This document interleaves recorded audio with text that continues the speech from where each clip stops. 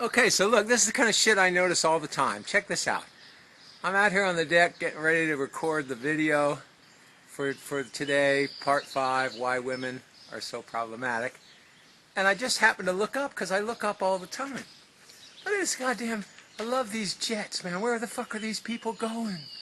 Where are they going? Look at that. Fucking, isn't that beautiful? I just looked up and I saw it climbing up over the roof. Can you see that? Isn't that great? Let me get out from under the tree a little bit. It looks kind of artsy, though, through the tree, doesn't it? Here, let me come over here. I got to remember, I don't want to forget that I have a damn roast. I got an omelet going. You're going to watch me eat it here in a minute. All right, I don't even know if you can fucking see this. Can you see that? So, anyhow, that's pretty cool. There, look at that fucking jet, man. On his way. They're in a big fucking hurry.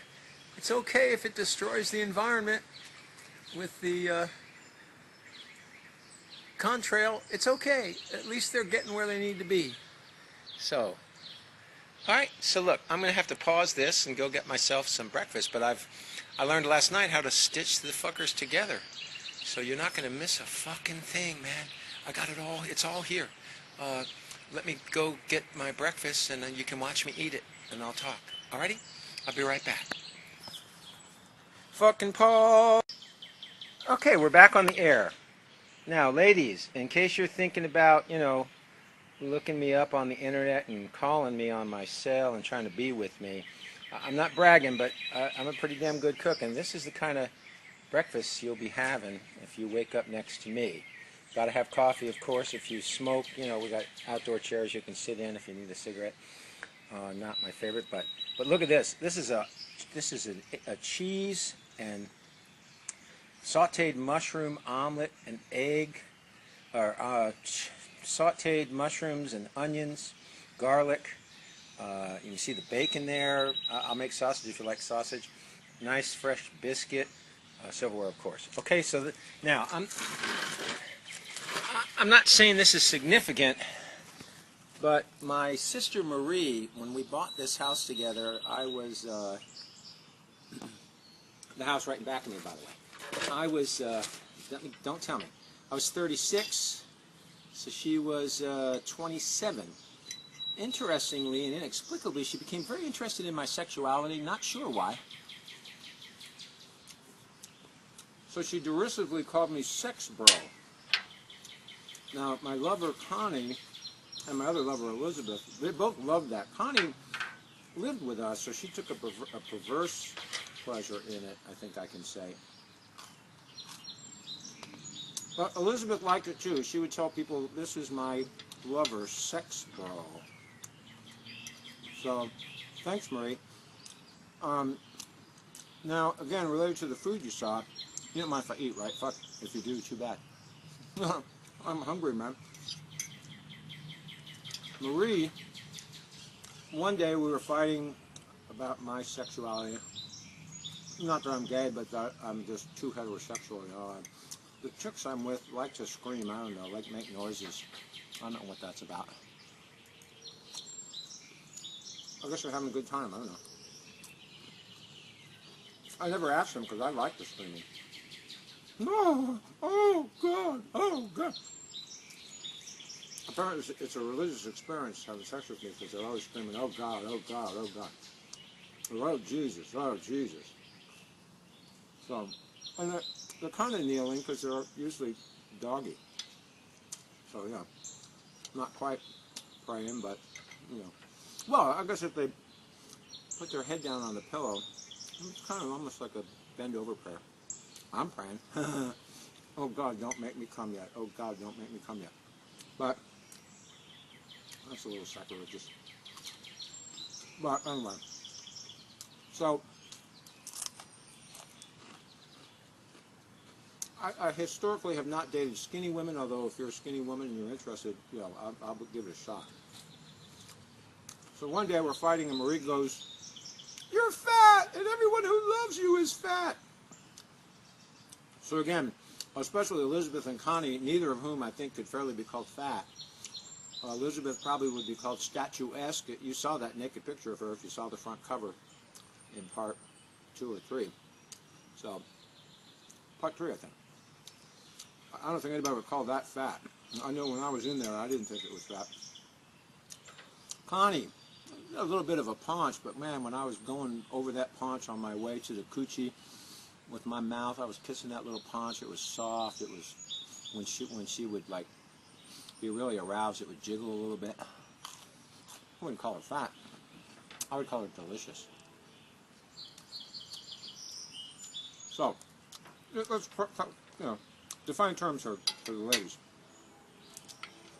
If you're listening to this and you're a 500-pounder and you're thinking about looking me up, please. 500 pounds, that's a little bit much. 200, 250. You're in pretty good shape.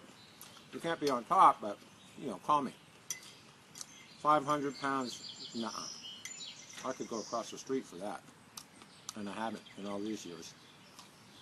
Oh, Robbie, I'm sorry. Anyway.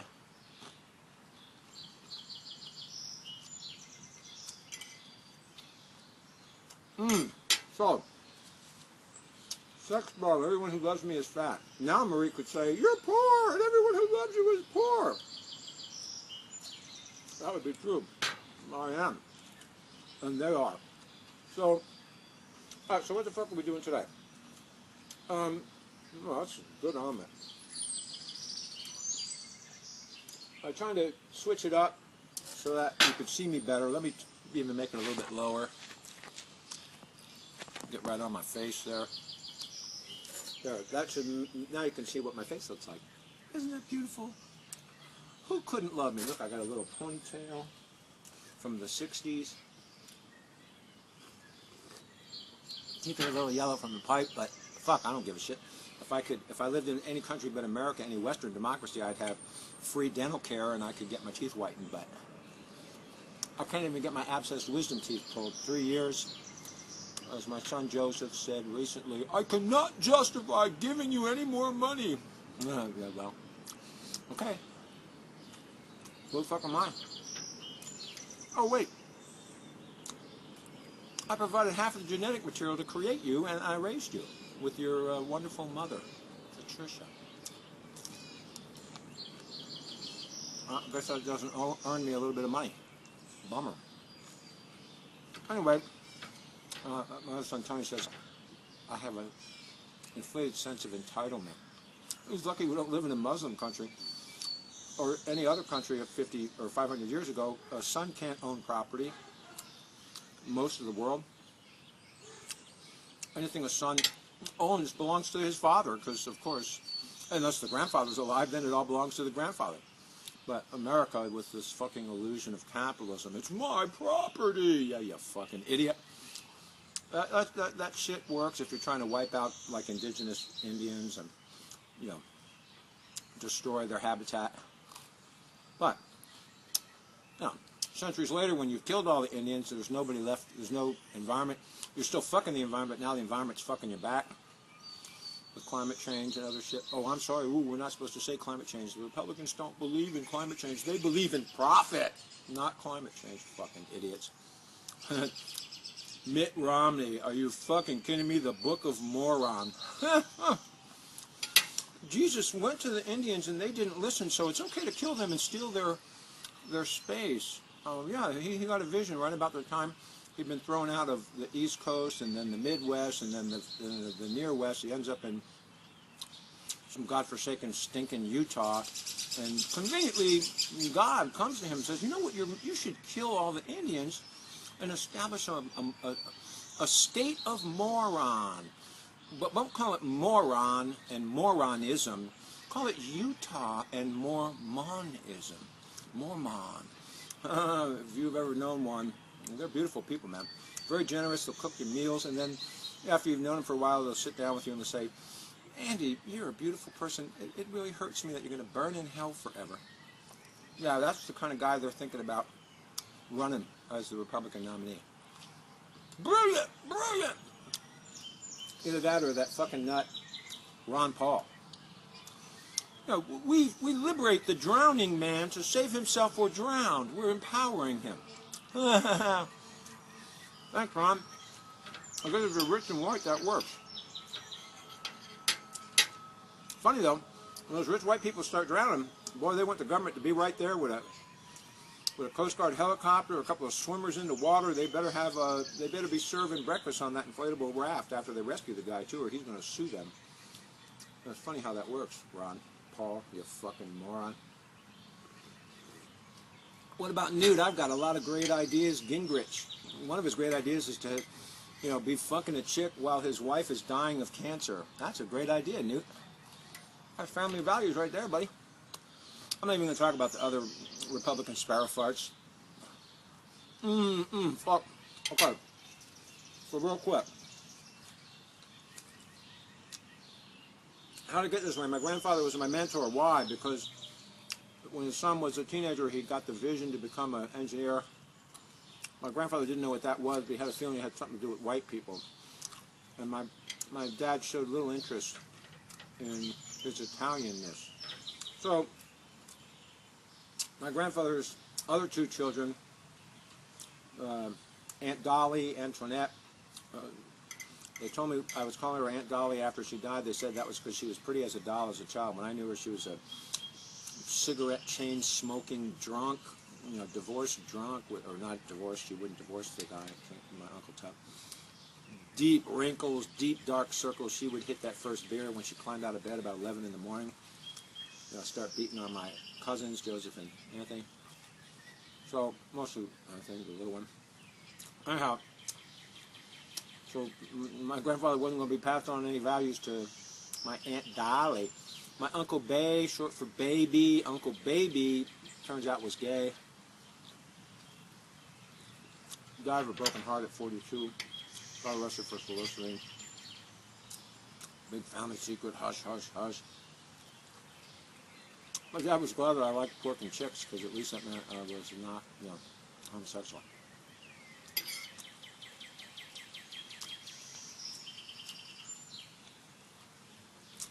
That's pretty sad when your dad's glad you're a sex bro, as long as it's heterosexual sex bro. While his daughter, my sister Marie, is like rebuking me for my sexual exploits. So, my grandfather wasn't going to teach his values to my father or my aunt or my uncle. So then I'm born, and I don't know if my grandfather suggested it or if it's the hand of God, but my father names me Andrew after my grandfather, and my middle name Paul after my grandfather's older brother, who, when you read the book, you'll read the fascinating story of That's Why I'm in America, because of my great Uncle Paul. Born with a club foot, priest in the town helpfully tells my great-grandfather, you ought to kill that child. He's got a club foot, or he's got a defect. That's a sign of the devil. Fortunately, instead of killing my great-uncle Paul, my great-grandfather moved to America. Well, unfortunately, that's depending on how this all plays out. So, that's the story of me and my grandfather. I think he started my training at birth.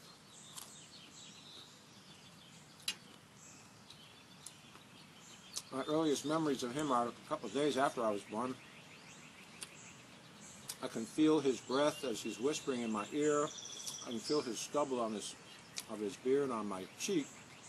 I don't know what the fuck he's saying, but whatever it is I'm gathering, it's something about me being like the most precious, wonderful, important thing in the universe. Which is probably pretty much what he was saying. Now that I'm a grandfather. Oh, what's it going to start raining now? God damn it.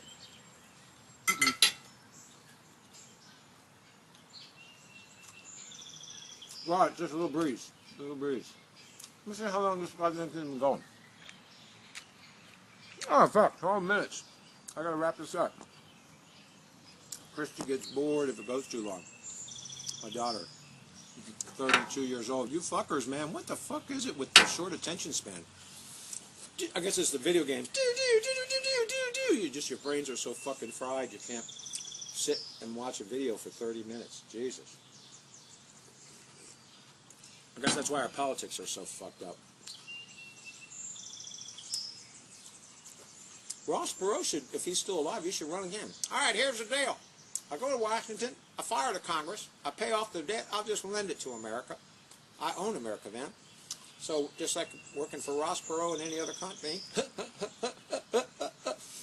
once I own America, you either perform or you get the fuck out. I don't care where you go. You can walk to Mexico, walk to Canada, fly if you have to. If you got to scrape the money together, just get the fuck out of the country. If you're a producer, you stay. If you're not, you get the boot. Solves a lot of problems. Well, Ross is, even if he's alive, he could care less. He didn't want to be president when he ran. He just was fucking with us. So, off script, man. My grandfather, great guy, lived to be 83. Some of the last things he told me, you have to read the book to know, but the real message from him near his death was, grandson, it's all going to be fine. It all works out. Whatever's going to happen is going to happen. Don't sweat it. Bye-bye. Those are words to live by. So whatever is going to happen is going to happen. Don't sweat it. This is Andrew Paul Scatino in Rockville, Maryland, sitting on the porch that I built. I built this fucking thing with my bare fucking hands. Look how perfect that goddamn thing is. I think that this thing has settled maybe an eighth of an inch along the seam there.